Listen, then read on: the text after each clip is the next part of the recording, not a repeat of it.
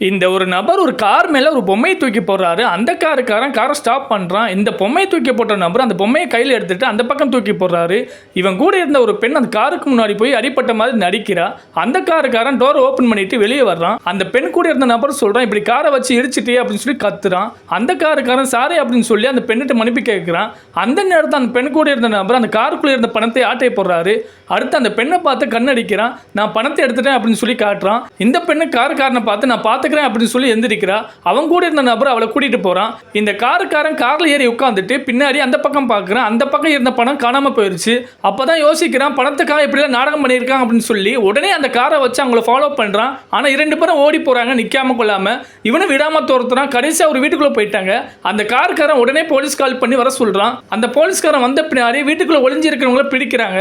எங்களை ஏன் அரெஸ்ட் பண்றீங்க அப்படின்னு கேட்க அந்த போலீஸ்காரன் சொல்றான், இவங்களுடைய பணத்தை நீங்க ஆட்டை போட்டுறீங்க அப்படின்னு சொன்ன பின்னாடி அப்பதான் அவங்க விஷயத்தை சொல்றாங்க.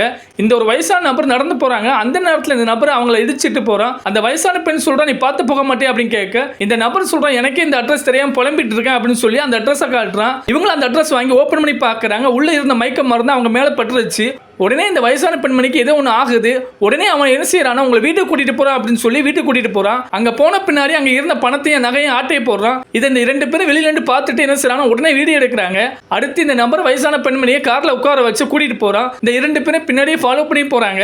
இந்த நபர் அந்த வயசான பெண்மணி எங்க கூட்டிட்டு போயிருக்காருன்னா பேங்குக்கு. அங்க போயிட்டு இந்த வயசான பெண்மணிக்கு நான் சொந்தக்காரன் அப்படின்னு சொல்லி அங்க இருக்கிற பணத்தை ஃபுல்லா கையெழுத்து போட்டு வாங்கிட்டான். அதுக்கு பின்னாடி இந்த வயசான பெண்மணி விட்டுட்டு கிளம்பிட்டான். இந்த வயசான பெண்மணி புலம்பிட்டு இருக்காங்க. இந்த விஷயத்தை இந்த போலீஸ்காரன் இந்த 2 பேரும் சொல்றாங்க. உடனே இந்த போலீஸ்காரன் அந்த 2 பேரை விட்டுட்டு இவனை உடனே அரெஸ்ட் பண்றாங்க.